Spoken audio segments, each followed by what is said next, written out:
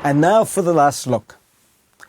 Here's a question. Why would a prosperous democracy look at a deeply integrated economic relationship with its nearest neighbors, one of the world's largest trading blocs, and choose to walk away? As this week marks the 10th anniversary of Britain's 2016 vote to leave the European Union, many are still asking that question. At the time, much of the world still lived under the post-Cold War order, globalized, open, and governed by shared rules.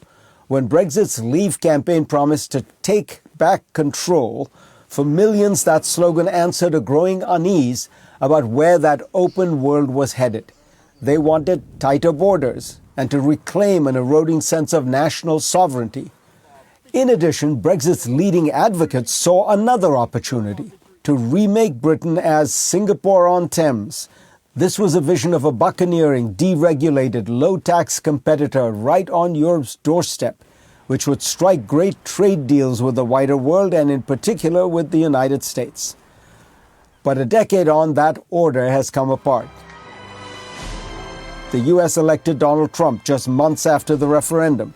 Brexit supporters who cheered his victory as vindication found an uncertain world of trade barriers and a weaker transatlantic alliance. Even Singapore, Britain's supposed model, has warned that this new era would be very hostile for punchy economies built on openness to global trade. And in any case, Britain never built that nimble Singaporean-style economy. Boris Johnson governed as a big spender who briefly pushed the country to its highest tax burden since the end of World War II. As John Micklethwaite and Adrian Woolridge note in Bloomberg, Britain under Margaret Thatcher prospered by forging many of the rules of the free trade era. But now they write, as a more nationalistic world has fragmented into competing trading blocs, Britain has fallen through the cracks. Today, the economic data continues to show Brexit's persistent harm.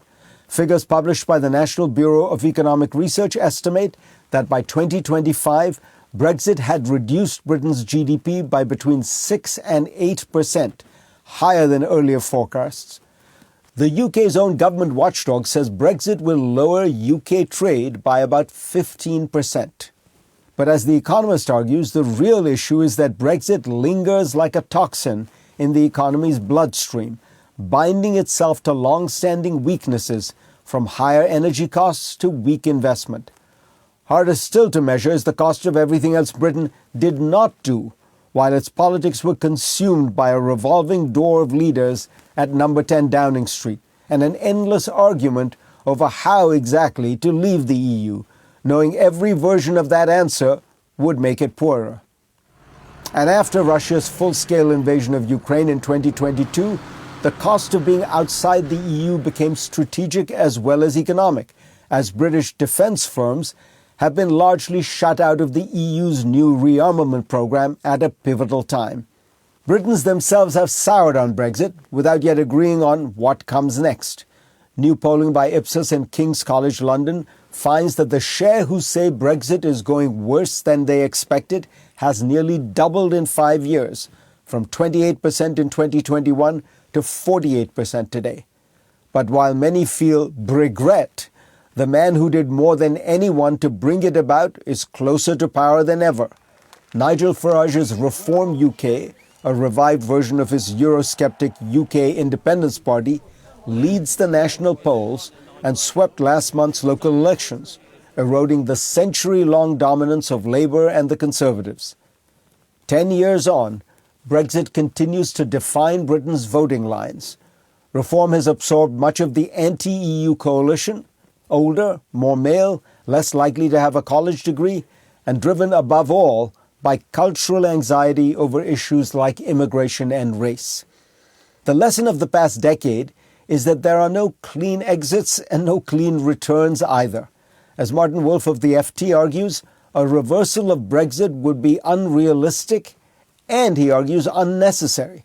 He advocates for a third way, modeled on Switzerland. It would not involve EU membership, but rather a patchwork of treaties to align closely with the bloc on trade, education, science, and security. This is far from perfect. Britain would become a rule taker in Europe rather than a rule maker. But with the promised rewards of going it alone still nowhere to be seen, it may be a move worth making.